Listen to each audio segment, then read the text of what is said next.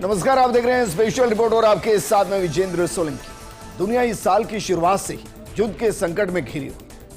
किसी देश ने टोटल ब्लैकआउट देखा तो किसी देश ने महंगाई को चरम पर पहुंचते देखा। कोई देश युद्ध में घिरा नजर आया तो हालात ये भी बने कि पूरी दुनिया में तेल गैस का संकट पैदा हो गया। बावजूद इसके भारत की ग्रोथ ना रुकी और ना ही रुकने वाली है। उल्टा विपरीत स्थिति में नया भारत, मोदी का भारत मजबूती से आगे बढ़ते हुए शाइनिंग स्टार ऑफ अर्थ बन गया है, जो दुनिया की जीडीपी को मजबूती देते हुए खुद की जीडीपी को तेजी से आगे बढ़ा रहा है। और ये हम नहीं, ये कह रहा है आईएमएफ यानी इंटरनेशनल मॉनेटरी फंड। उसने 2026-27 की जीडीपी का अनुमान पेश किया और इस अनुमान में भारत दुनिया में सबसे तेजी से आगे बढ़ेगा, या यूं कहें कि वैश्विक जीडीपी से दोगुनी रफ्तार से आगे बढ़ेगा। ना अमेरिका, ना चीन, ना फ्रांस, ना ब्राजील, कोई देश भारत को टक्कर नहीं दे पाएगा। और ऐसे ही आगे बढ़ा तो आईएमएफ का अनुमान है कि 2031 तक भारत की अर्थव्यवस्था दुनिया की सबसे बड़ी अर्थव्यवस्था बन जाएगी। यानी दुनिया ने माना है भारत में है दम और दुनिया का ग्रोथ इंजन बन चुका है भारत।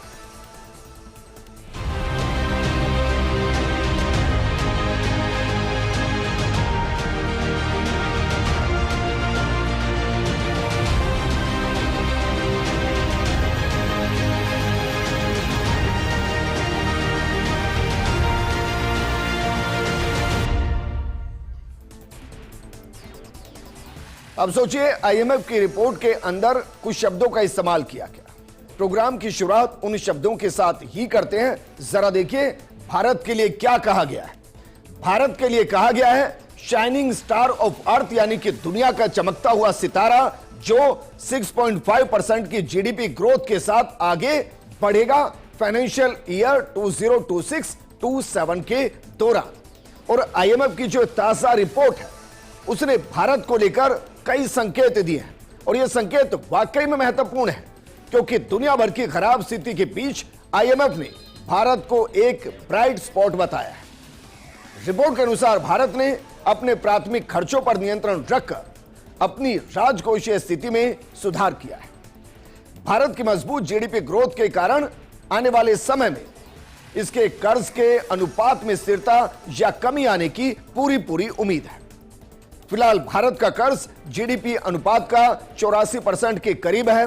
अमेरिका का कर्ज 2031 तक उसकी जीडीपी का 142% होने का अनुमान है, जबकि चीन का कर्ज उसकी जीडीपी के 127% तक पहुंच सकता है। लेकिन भारत का जीडीपी के कंपैरिजन में जो कर्ज है उसके कम होने की संभावना है।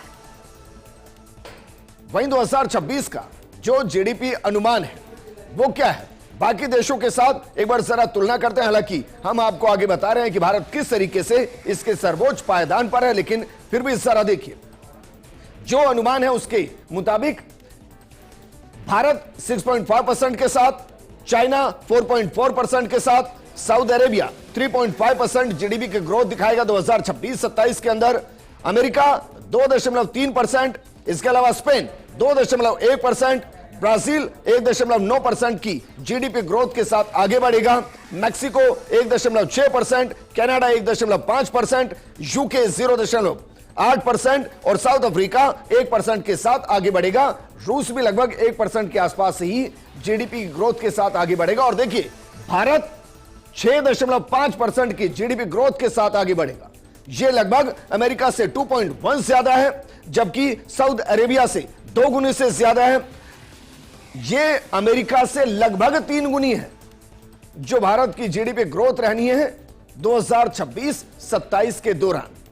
यानी दुनिया का ग्रोथ इंजन भारत बन रहा है, जो वैश्विक जीडीपी का लगभग 17 से 18% पार्टिसिपेट करने वाला है। लेकिन ये जीडीपी होती क्या है? जीडीपी को समझने के लिए आपको समझना पड़ेगा, क्योंकि ग्रॉस डोमेस्टिक प्रोडक्शन, जिसे हिंदी में कुल घरेलू उत्पाद कहते हैं, जीडीपी एक देश में एक साल में कुल कितना सामान और सेवाएं बनाई गई उसकी कीमत के हिसाब से तय होती है। उदाहरण के तौर पर कारखाने में बनी कारें, किसान का गेहूं चावल, डॉक्टर इंजीनियर की सेवाएं दुकानदार का सामान, सरकारी सड़क, स्कूल का काम और यह सब मिलाकर एक साल में जितनी कुल वैल्यू बनी वही देश की जीडीपी है। और भारत की जीडीपी 6.5% की ग्रोथ के साथ आगे बढ़ेगी। तो जो जीडीपी आगे बढ़ेगी उसके भारत को फायदे क्या होंगे, मोटे तौर पर जरा समझिए कि जीडीपी के अनुमान का मतलब क्या है। नौकरियां बढ़ेंगी, यानी कि भारत के अंदर 2026-27 के दौरान नौकरियां बढ़ने की पूरी संभावना है, क्योंकि जीडीपी 6.5% की ग्रोथ के साथ आगे बढ़ेगी। और यह आईएमएफ का आंकड़ा है। इसके अलावा सैलरी और मजदूरी बढ़ती है अगर जीडीपी ग्रोथ बढ़ती है, दुकान बिजनेस अच्छा चलता है, सरकार ज्यादा टैक्स पाती है, शेयर मार्केट ऊपर जाता है। क्योंकि अगर भारत ग्रो करेगा तो हर बाजार ग्रो करेगा, और बाजार अगर ग्रो करेगा तो बाय डिफॉल्ट नौकरियां पैदा होंगी, और बाजार ग्रो करने के साथ अगर नौकरियां पैदा होंगी तो सरकार की जेब में अच्छा खासा टैक्स जाएगा। तो क्या वाकई में भारत बढ़ती हुई जीडीपी के साथ, उभरते हुए भारत के साथ दुनिया का ग्रोथ इंजन बन रहा है या बन चुका है? एक नजर जरा इस पर भी डाल लीजिए कि जीडीपी घटने के नुकसान क्या क्या होते हैं। अगर नुकसान की बात करें तो जो हमने फायदे गिनाए लगभग उसके उल्टे कर लीजिए।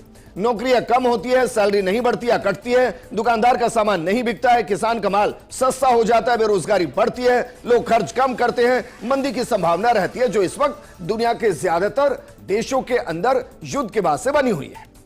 लेकिन भारत में ऐसी स्थिति पैदा नहीं हुई। जो स्थिति आईएमएफ ने दिखाई उसने मानिए भारत की पूरी तस्वीर बदल कर रख दी है, परसेप्शन को बदल कर रख दिया है। क्योंकि आईएमएफ की ताजा रिपोर्ट ने भारतीय अर्थव्यवस्था को लेकर एक नई तस्वीर पेश की, इसमें कोई किंतु परंतु नहीं। रिपोर्ट के मुताबिक वित्त वर्ष 2026-27 में भारत की ग्रोथ 6.5% रहने का अनुमान है, और यह आंकड़ा न सिर्फ मजबूत है बल्कि दुनिया की बड़ी अर्थव्यवस्थाओं से कहीं आगे है। इससे पहले जनवरी में यह अनुमान 6.4% था, यानी अब इसे और बढ़ा दिया गया।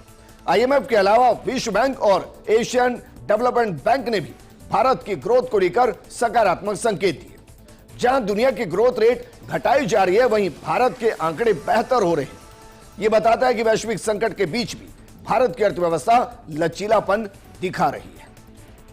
और 6% से ऊपर रहना अपने आप में बताता है कि भारत दुनिया का ग्रोथ इंजन बन रहा है। जबकि आईएमएफ चीफ ने भी भारत पर पूरा भरोसा जताया, और पूरा भरोसा जताते हुए क्या कुछ कहा है। आईएमएफ चीफ क्रिस्टलिना जॉर्जीवा ने भारत की ग्रोथ पर पूरा भरोसा जताया। जॉर्जीवा ने कहा कि भारत की आर्थिक तरक्की की राह में किसी बड़ी गिरावट के कोई संकेत नहीं मिल रहे हैं। भले ही ग्लोबल इकोनॉमी को जियोपॉलिटिकल तनाव और पश्चिम एशिया संघर्ष से जुड़ी सप्लाई में रुकावटों जैसे कि मुश्किलों का सामना करना पड़ रहा हो, आईएमएफ चीफ ने भारत की मजबूती का श्रेय मैक्रो इकोनॉमिक स्थिरता को दिया है। मजबूत घरेलू मांग जैसे फैक्टर्स भी ग्रोथ की रफ्तार को बनाए रखने में मदद कर रहे हैं। यानी कि जो भारत का स्ट्रक्चर है, जो भारत का आर्थिक स्ट्रक्चर है, जो भारत का मैक्रो इकोसिस्टम है, इकोनॉमिक सिस्टम है, उसकी वजह से भारत बड़े से बड़े अस्थिरता के बीच में भी मजबूती से स्थिर नजर आता है। और इसलिए भारतीय अर्थव्यवस्था पर ना युद्ध का असर, ना मंदी का असर नजर आ रहा है। पिछले कुछ समय से देश में एक खास नैरेटिव गढ़ने की कोशिश की जा रही थी। बार बार यह कहा जा रहा था कि भारतीय अर्थव्यवस्था अब गिरने वाली है, छोटे उद्योग खत्म हो जाएंगे, विकास की रफ्तार थम जाएगी। विपक्ष के कई नेताओं ने भी ऐसे दावे किए और माहौल बनाने की कोशिश की, लेकिन अब जो सामने आया उसने इन तमाम दावों की हवा निकाल दी। दिलचस्प बात यह है कि यह कोई घरेलू रिपोर्ट नहीं है, बल्कि एक अंतर्राष्ट्रीय संस्थान की रिपोर्ट है।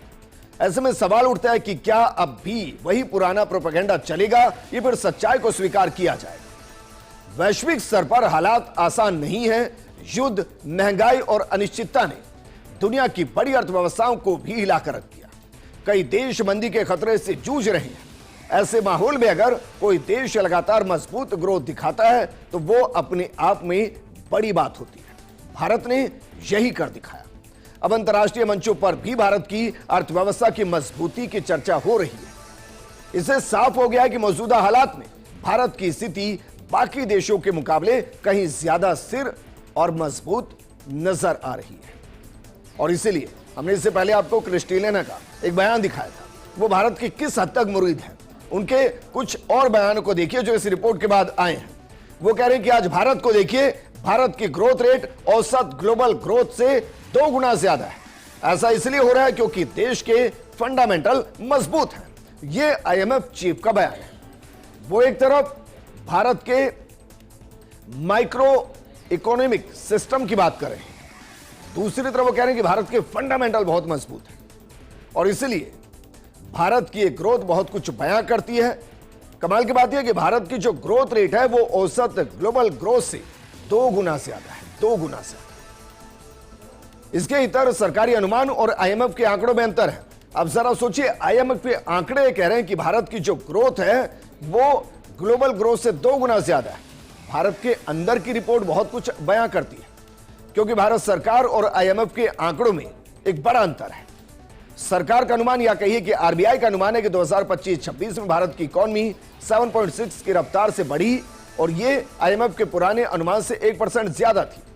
इंटरनेशनल मॉनेटरी फंड ने कहा कि साल 2027 में भी भारत की विकास दर 6.5% के स्तर पर स्थिर बनी रह सकती है और आरबीआई इसे 7.4 से 7.5 के बीच में मानती है। इसलिए ग्लोबल इकोनॉमी में सुस्ती के संकेत के बावजूद भारत बहुत तेजी से बढ़ रहा है। अब भारत की 6.5 के आसपास की ग्रोथ, इसका मतलब क्या है? जरा इसको समझिए कि कैसे भारत ने ग्लोबली जो ग्रोथ है जीडीपी की, उससे 2 गुनी रफ्तार के साथ आगे बढ़ने का फैसला किया है। क्योंकि 2026 और 2025 में जरा देखिए, 2025 में जो ग्लोबल इकोनॉमी की रफ्तार थी, जो जीडीपी की रफ्तार थी, वो 6.4% ओवरऑल थी दुनिया भर की। 2026 में 6.1% ग्रोथ रेट होगी, यानी कि 0.3% की गिरावट 2025 से 26 के बीच में ग्लोबल जीडीपी के अंदर। जबकि इससे इतर जो आईएमएफ मान रहा है वही 0.1% की ग्रोथ भारत की जीडीपी के अंदर पुराने आंकड़े से मान रहा है और यह दुनिया से 2 गुनी है। आईएमएफ ने दुनिया की कुल ग्रोथ रेट का अनुमान 3.3% से घटाकर 3.1 कर दिया है। साल 2025 में ग्लोबल इकोनॉमी 3.4% की दर से बढ़ी, यानी अब इसमें सुस्ती आने के संकेत। ग्लोबल लेवल पर आर्थिक स्थिति कुछ खास नहीं रहने वाली, लेकिन भारत के अंदर यही आपदा एक अवसर की तरह है और इसीलिए सिर्फ बात 2026-27 की नहीं हो रही है, बात हो रही है 2031 की। 2031 के लिए कहा जा रहा है कि भारत दुनिया की सबसे बड़ी अर्थव्यवस्था बनते हुए नंबर 1 के पायदान पर आ जाए। आईएमएफ ने अपनी ताजा रिपोर्ट में अनुमान लगाया कि 2026 में भारत दुनिया की 6ठी सबसे बड़ी अर्थव्यवस्था बना रहेगा। इसके बाद हिंदुस्तान की इकोनॉमी में तेजी आएगी। 2027 तक भारत यूके को फिर से पीछे छोड़ देगा। 2027 में भारत की जीडीपी बढ़कर $4.58 ट्रिलियन हो जाएगी, जबकि ब्रिटेन की अनुमानित जीडीपी $4.47 ट्रिलियन। लेकिन आईएमएफ ने अपना अनुमान संशोधित किया और अनुमान लगाया कि भारत 2031 तक दुनिया की सबसे बड़ी अर्थव्यवस्था बन सकता है। आईएमएफ के अनुसार भारत 2031 में भारत की जीडीपी $6.79 ट्रिलियन होने का अनुमान है, जो जापान की $5.13 ट्रिलियन से कहीं ज्यादा होगी और यह भारत करेगा। लेकिन भारत जो कर रहा है उसमें भारत के लिए 2 पॉजिटिव फैक्टर भी हैं जो बखूबी भारत की जीडीपी में बूस्टर डोज का काम करते नजर आए। और ये 2 जो फैक्टर हैं वो कौन कौन से फैक्टर हैं, इनको आप ग्लोबली वैश्विक देखिए। पहला फैक्टर है साल 2025 में भारतीय इकोनॉमी का शानदार प्रदर्शन रहा और उसी दिशा में भारतीय इकोनॉमी आगे बढ़ रही है।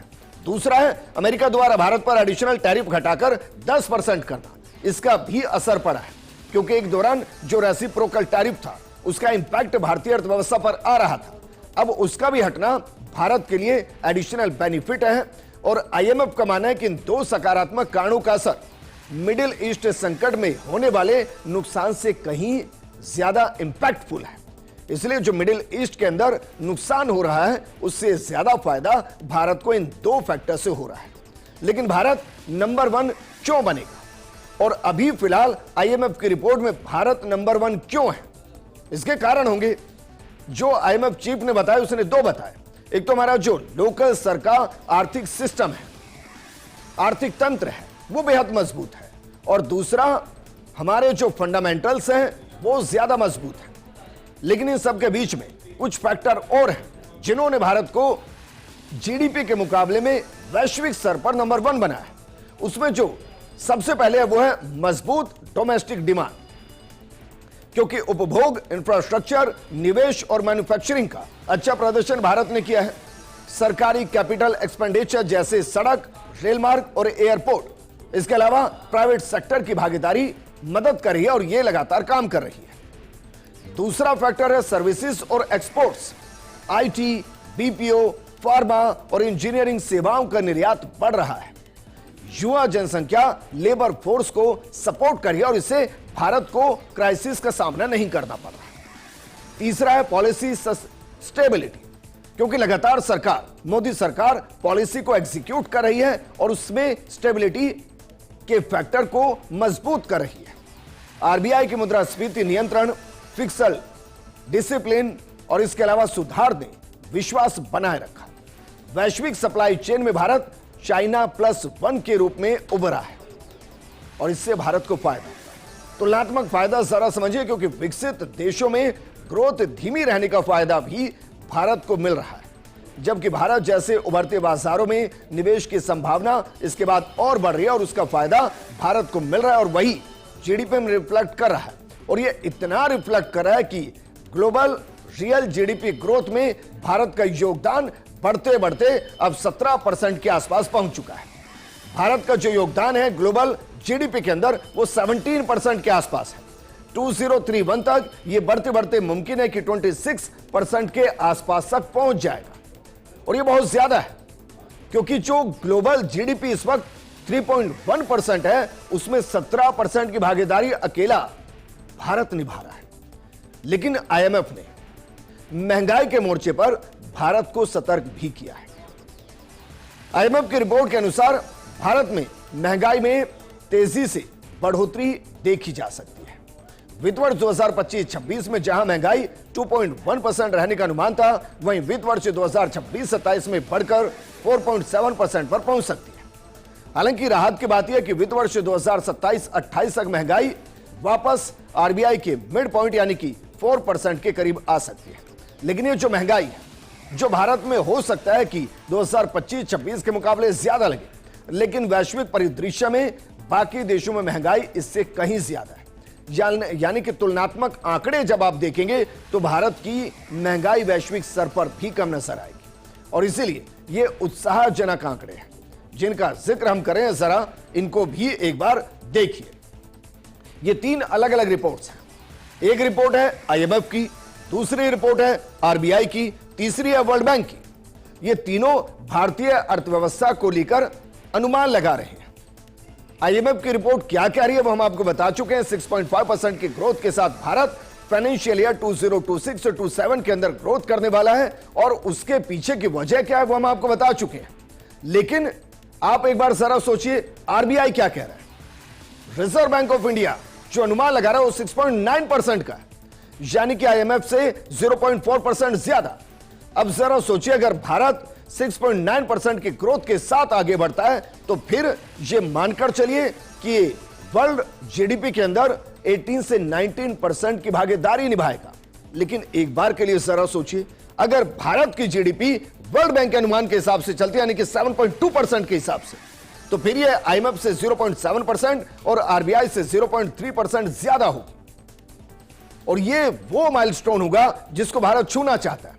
इसलिए हम खुद चाहते हैं कि वर्ल्ड बैंक का जो आंकड़ा है कहीं इससे ज्यादा बेहतर भारत परफॉर्म करे, क्योंकि भारत की अर्थव्यवस्था सीमित हाथों में नहीं है।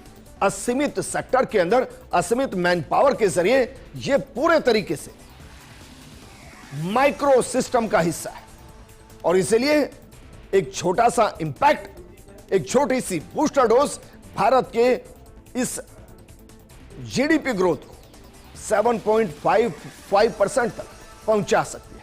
लेकिन फिलहाल जिस तरीके से दुनिया में युद्ध की स्थिति बनी, जिस तरीके से दुनिया में आर्थिक मंदी की स्थिति बनी, जिस तरीके से दुनिया में तेल और गैस की कमी और किल्लत से जूझता हुआ दुनिया नजर आया, उन सब के बीच में भी अगर भारत 6.5% की ग्रोथ के साथ आगे बढ़ रहा है और यह आंकड़े आईएमएफ जारी कर रहा है, तो मानकर चलिए भारत की अर्थव्यवस्था आने वाले वक्त में और मजबूती से उभरेगी और दुनिया का ग्रोथ इंजन भारत न सिर्फ बन रहा है बल्कि मजबूती से बनता हुआ भविष्य में भी नजर आएगा और 2031 में हो सकता है दुनिया की सबसे बड़ी अर्थव्यवस्था का जब जिक्र हो तो भारत उसके पहले पायदान पर हो, बिल्कुल वैसे जैसे वर्तमान में आईएमएफ की रिपोर्ट में भारत दुनिया में पहले पायदान पर खड़ा है।